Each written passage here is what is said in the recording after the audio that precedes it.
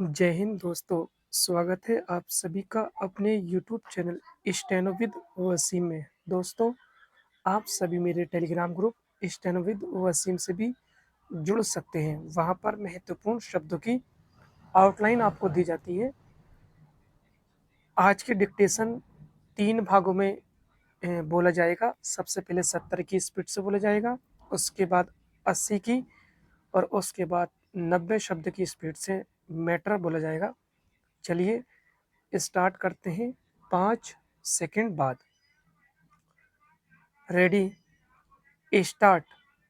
महोदय, शिक्षा व्यक्ति और समाज के लिए एक अनिवार्य आवश्यकता है। परिवर्तनशील परिवेश के साथ इसका बदलना भी नितांत आवश्यक है, अन्यथा वह निर्जीव साधन मात्र रह जाएगी। अतः शिक्षा बदलती हुई सामाजिक आकांक्षाओं के साथ व्यक्ति और समाज को इसी प्रकार व्यवस्थित करें जिससे 21वीं सदी के प्रारंभ में भारत में ऐसे समाज की स्थापना हो सके जिसमें अभिजात वर्ग के स्थान पर जनता की प्रधानता हो। अगर हम अपने संविधान में अंकित प्रतिष्ठित समाजवाद, धर्मनिरपेक्षता और लोकतंत्र के लक्ष्य की प्राप्ति चाहते हैं तो शैक्षिक अवसर की समानता सबको मिलनी चाहिए और शिक्षा समाज के सभी वर्गों को सुलभ होनी चाहिए। प्रत्येक देश में शिक्षा खुशहाली का आधार है। समाज के इन वर्गों में शारीरिक, मानसिक, संवेगात्मक रूप से विकलांग बालक भी हमारे समाज के अंग हैं। यह एक ऐसा वर्ग है जो बिना किसी अपराध के लगातार सजा भुगतता आ रहा है। यह कहानी समाज के उस निर्बल अंग के प्रति बरते जाने वाली उपेक्षा की लंबी कहानी है जो अपंगता का शाप बनकर उन तमाम जिंदगियों पर छाई हुई है। समाज में यह लगभग पूर्ण रूप से उपेक्षित है और देश के 5% व्यक्ति शारीरिक व मानसिक रूप से विकलांग हैं। इतने बड़े वर्ग की शिक्षा व्यवस्था करना प्रजातंत्रीय देश में समानता और नैतिकता का आदर्श बन जाती है, क्योंकि जैसे विकास की माप और अधिक विकास ही है, ठीक प्रजातंत्र की माप और अधिक प्रजातंत्र ही है और अधिक भाग लेने की प्रक्रिया है। विकलांगता के विभिन्न प्रकार देखने को मिलते हैं, जैसे चक्षु विकलांगता। यह एक ऐसा दृष्टि विचार है जिसके कारण बालक दृश्य श्रव्य सामग्रियों के प्रयोग से वांछित हो जाता है, जिससे उसकी शिक्षा बाधित होती है। दूसरी विकलांगता श्रवण विकलांगता है, जो ऐसी शारीरिक अक्षमता है जो मौखिक माध्यमों द्वारा शिक्षा ग्रहण करने में बाधित होती है। तीसरी विकलांगता वाक विकलांगता है, जिसके द्वारा बोली गई बात को श्रोता या तो समझ नहीं पाते हैं या देर से समझते हैं। एक विकलांगता विरूपित विकलांगता है। इस विकलांगता में शारीरिक दोष विरूपण होते हैं जो अंगों की कमी के होने के कारण समायोजन नहीं कर पाते। विकलांगता का एक प्रकार शारीरिक शक्तिहीनता है जिससे वे पढ़ाई लिखाई में अपेक्षाकृत कमजोर होते हैं। ऐसे बालकों की शिक्षा व्यवस्था करना आवश्यक है। विकलांग बालकों के मन में ऐसी अभिलाषा एवं इच्छा जागृत करनी चाहिए जिससे वे सामान्य व्यक्तियों के कार्यक्रमों में भाग ले। महोदय, उत्तरदायित्व और विकास के रास्ते कठिनाइयों और खतरों की खाली नहीं है। आपको भी ऐसे खतरों का सामना करना होगा। अनंतकाल से यह मनुष्य की और वस्तुतः प्रत्येक जीव की नियति रही है। स्टॉप। चलिए दोस्तों, डिक्टेशन स्टार्ट करते हैं। 5 सेकंड बाद स्पीड 80 शब्द प्रति मिनट। Ready, start. महोदय, शिक्षा व्यक्ति और समाज के लिए एक अनिवार्य आवश्यकता है।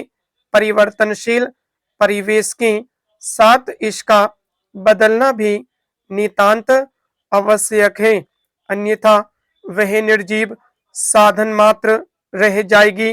अतः शिक्षा बदलती हुई सामाजिक आकांक्षाओं के साथ व्यक्ति और समाज को इस प्रकार व्यवस्थित करें जिससे 21वीं सदी के प्रारंभ में भारत में ऐसे समाज की स्थापना हो सके जिसमें अभिजात वर्ग के स्थान पर जनता की प्रधानता हो। अगर हम अपने संविधान में अंकित प्रतिष्ठित समाजवाद, धर्मनिरपेक्षता और लोकतंत्र के लक्ष्य की प्राप्ति चाहते हैं तो शैक्षिक अवसर की समानता सबको मिलनी चाहिए और शिक्षा समाज के सभी वर्गों को सुलभ होनी चाहिए। प्रत्येक देश में शिक्षा खुशहाली का आधार है। समाज के इन वर्गों में शारीरिक, मानसिक, संवेगात्मक रूप से विकलांग बालक भी हमारे समाज के अंग है। यह एक ऐसा वर्ग है जो बिना किसी अपराध के लगातार सजा भुगतता आ रहा है। यह कहानी समाज के उस निर्बल अंग के प्रति बरते जाने वाली उपेक्षा की लंबी कहानी है जो अपंगता का शाप बनकर उन तमाम जिंदगियों पर छाई हुई है। समाज में यह लगभग पूर्ण रूप से उपेक्षित है और देश के 5% व्यक्ति शारीरिक व मानसिक रूप से विकलांग हैं। इतने बड़े वर्ग की शिक्षा व्यवस्था करना प्रजातंत्रीय देश में समानता और नैतिकता का आदर्श बन जाता है, क्योंकि जैसे विकास की माप और अधिक विकास ही है, ठीक प्रजातंत्र की माप और अधिक प्रजातंत्र ही है और अधिक भाग लेने की प्रक्रिया है विकलांगता के विभिन्न प्रकार देखने को मिलते हैं, जैसे चक्षु विकलांगता। यह एक ऐसा दृष्टि विचार है जिसके कारण बालक दृश्य श्रव्य सामग्रियों के प्रयोग से वंचित हो जाता है, जिससे उसकी शिक्षा बाधित होती है। दूसरी विकलांगता श्रवण विकलांगता है, जो ऐसी शारीरिक अक्षमता है जो मौखिक माध्यमों द्वारा शिक्षा ग्रहण करने में बाधित होती है।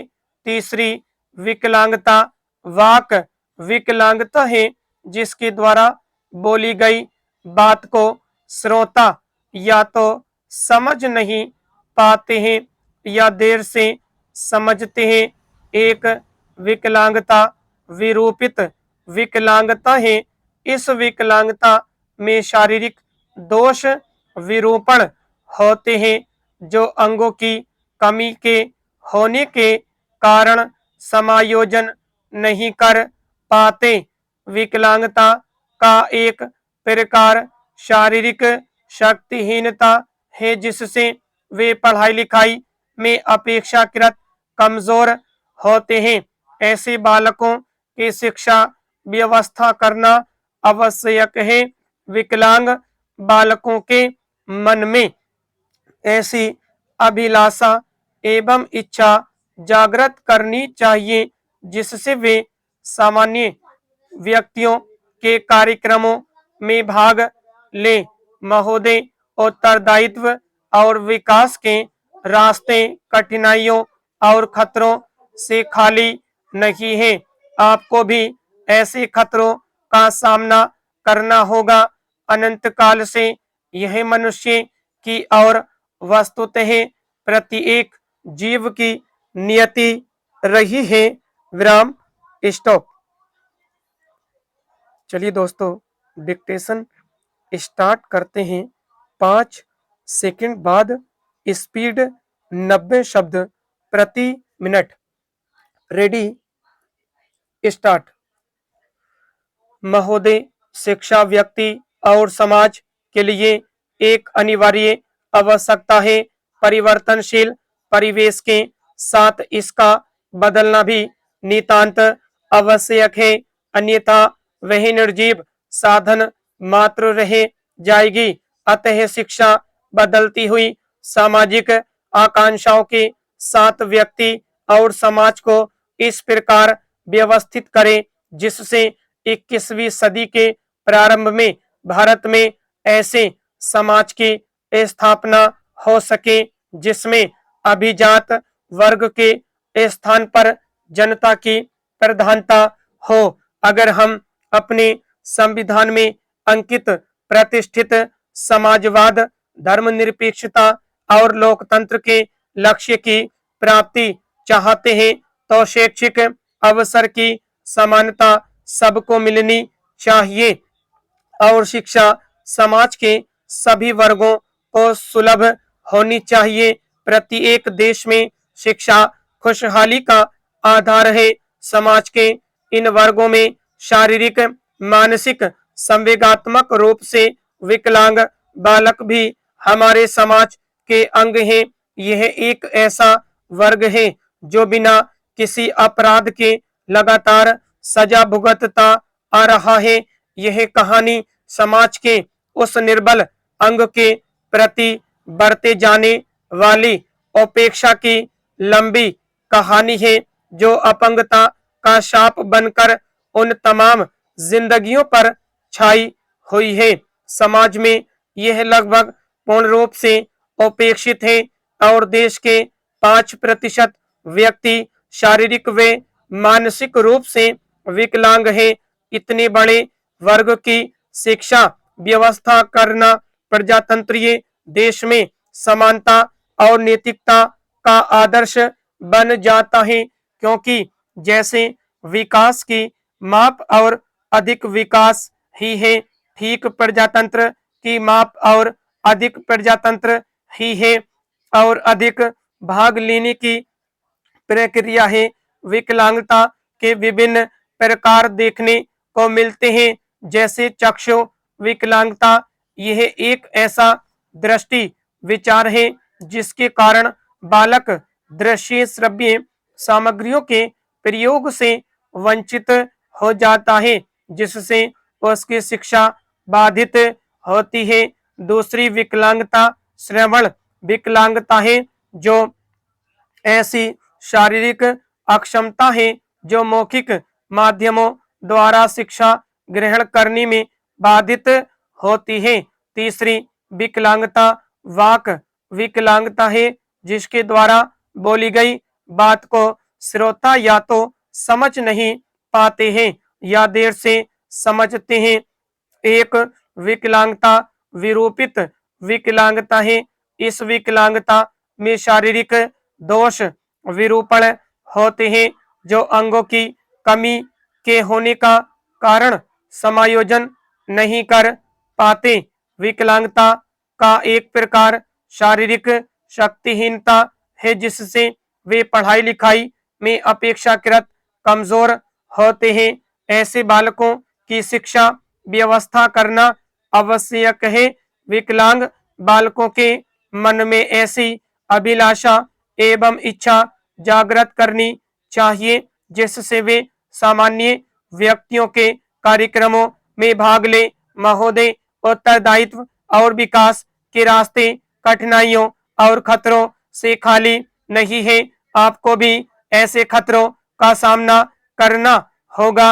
अनंत काल से यह मनुष्य की और वस्तुतः प्रत्येक जीव की नियति रही है। विराम स्टॉप। दोस्तों, यदि डिक्टेशन आपको पसंद आई तो लाइक, शेयर और सब्सक्राइब करें और कमेंट में बताएं क्या आज की डिक्टेशन आपको कैसी लगी।